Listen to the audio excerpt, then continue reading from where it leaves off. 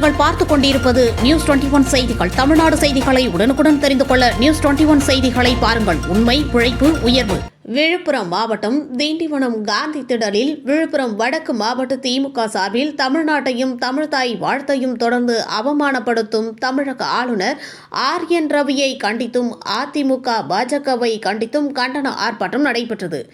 இதில் விழுப்புரம் வடக்கு மாவட்ட பொறுப்பாளர் டாக்டர் சேகர் தலைமை தாங்கினார். தமிழக ஆளுநரை கண்டித்து கோஷங்கள் எழுப்பினர்.